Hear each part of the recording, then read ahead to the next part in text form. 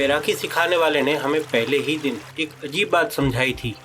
कहता था, जिस नदी में तुम उतरने वाले हो वो अगर तुमसे पहले तुम्हारे अंदर तैरने लगे तो समझना तुम पहराग बन गए।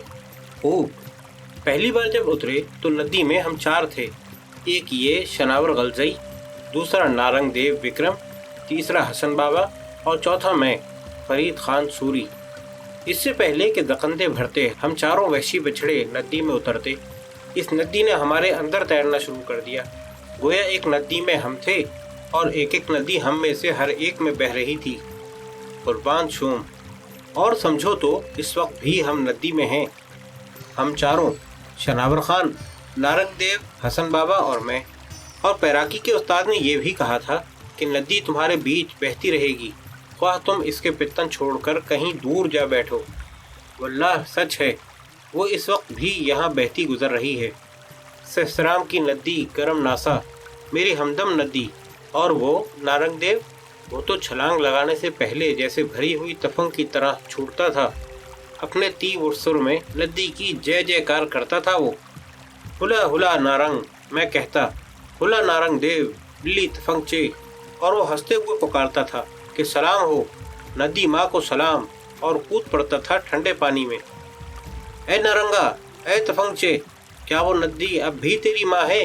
क्या तू अब भी सलाम भेजता है कि जय कर्मा नासा, जय जय कर्मा, सलाम हो माँ, सलाम हो नदी। फिर सुल्तान हिंद शेर शाह सूरी ने करवट बदली और सर उठाकर खुले दरीचे से दिखाई देते नीम रोशन आसमान को देखा। उन्होंने देखा कि बिजली के जबरदस्त लश्कारे ने लम्हे भर को सब कुछ जगमगा दिया है। और सुल्तान ने देखा कि बादल उमड़े चले आ रहे हैं। बिजली फिर एक बार चमकी और एक मुहीब कड़क के साथ गहरे घने बादलों में दूर तक आने जाने लगी। अल अज़मतु लिल्लाह, सुल्तान ने कदरे बुलंद आवाज में कहा और धुआं धुआं जहन के साथ सोचा कि अब नींद का इंतजार बेसूद है, मुझे उठ जाना चाहिए। शेर शाह को मुगलों की तरह हम कहने और सोचने की आदत नहीं थी। वो 69 साल के होने को आए थे। इतनी उम्र में आदमी जिंदगी के बड़े नशेब व फराज देख लेता है। शायद इसीलिए वो खुद को मैं कहते और अपने लिए मैं सोचते थे। अल अज़मतु लिल्लाह, अपने बादशाह की आवाज सुनी तो ख्वाबगाह के भारी संगी सुतून की ओट में कालीन पर दोजानों बैठे खादिम खास शरावर गलजई ने आयत करीमा पढ़नी बंद की और फर्श पर बहाली पंजा टेक के झटके से उठ खड़ा हुआ। दरीचे खुले थे तो ख्वाबगाह में ठंडक बढ़ गई थी। शरावर खान कांधों पर कश्मीरी ऊन का नफीस फरगल डाले था जो उसके घुटनों से बालिश्त भर नीचे तक आता था। उसके बादशाह को मालूम था कि वो अच्छी खुराक और अच्छा लिबास पसंद करता है, इसलिए ये फरगल विलायत पंजाब के हाकिम हैबत खान नियाजी को रुका भेजकर सुल्तान आदिल ने रोह के इलाके से मंगाया था। फिर खुद सुल्तान ने अपने दस्ते मुबारक से इसे शरावर के कंधों पर डालकर फरते मुसर्रत से इसे आबदीदा होते देखा था और इस बात पर तबस्सुम फरमाया था। शरावर के हमरुतबा खादिम इज़राह तमस्खुर इसे हैबत खानी लिबादा कहते थे और कहते थे कि इस ढब के फरगल दीनदार मुसलमान जादों से ज्यादा बदअकीदा तातारियों उजबकों पे सजते हैं, बेवकूफ कहीं के। शरावर कहता था कि सब मेरी तरह बूढ़े हो गए हैं, लेकिन रश्को हसद ने अब तक उनका पीछा नहीं छोड़ा। मगर यह रश्को हसद बेजा था। शनावर अपने बादशाह की इनायात खास का बजा तौर पर हकदार था। क्यों न होता, वो उनके साथ का खेला हुआ था। इन्हें फरीद खान कह के बुलाया था उसने। जब फरीद खान पैदा हुआ तो शनावर 16 महीने का था और खान इब्राहिम सूरी की हवेली में जैसे फरीद के इंतजार में डोलता फिरता था। तो अब सुदून की ओर से निकलकर शनावर अपने फरगल के तकमे बांधता शाही छपर खट के पायंती पर जा पहुंचा। बंगाले की आला सूती मच्छरदानी के पार मोमी शमों की रोशनी में उसने देखा कि सुल्तान ने कोहनी के बल उठने की कोशिश की है, मगर यूं लगा कि उनसे उठा नहीं जा रहा और वो थक कर तकियों पर दराज हो गए हैं। शरावर ने मच्छरदानी हटाने के लिए बेअख्तियार हाथ बढ़ाया, फिर खींच लिया। अदब शनावर, ये फरीद खान नहीं, सुल्तान ममालिक हैं। सुल्तान गहरे सांस लेते हुए कराहने लगे।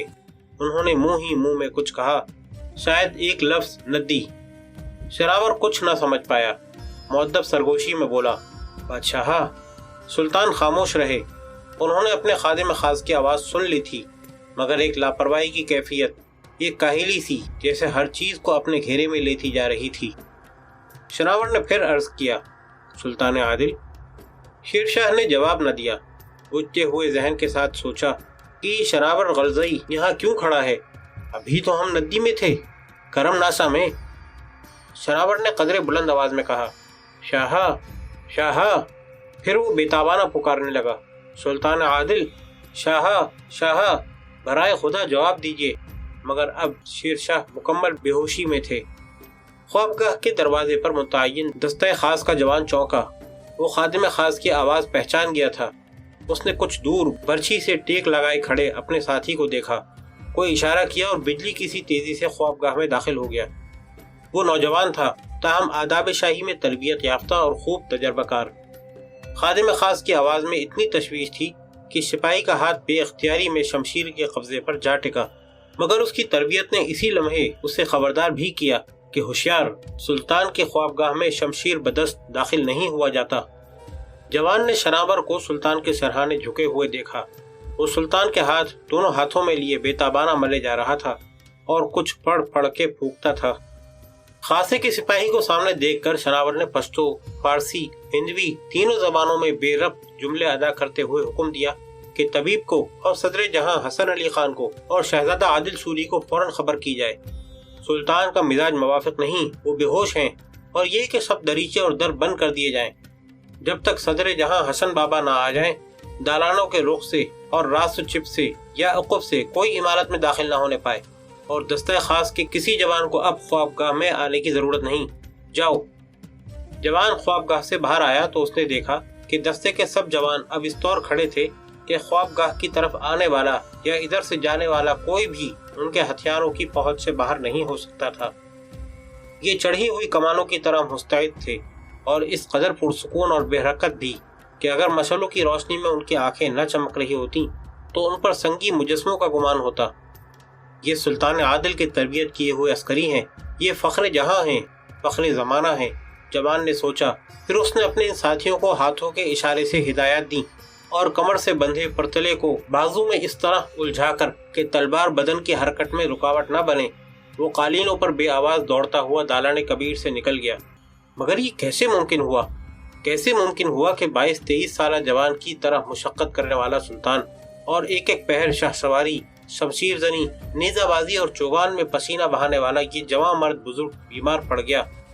کسی نے کبھی بیماری اور شیر شاہ ان دو لفظوں کو زبان سے ایک ساتھ ادا ہوتے تو سنا نہیں۔ خدائے رحمت، یہ ملک بنگالہ بھی دنیا جہان کے آزار اور حشرات اور بلاؤں سے بھرا ہوا ہے۔ اب یہی دیکھو، جو بارشیں شروع ہوئی ہیں تو خبر نہیں کب۔ اے خدا، سلطان کو سلامت رکھنا۔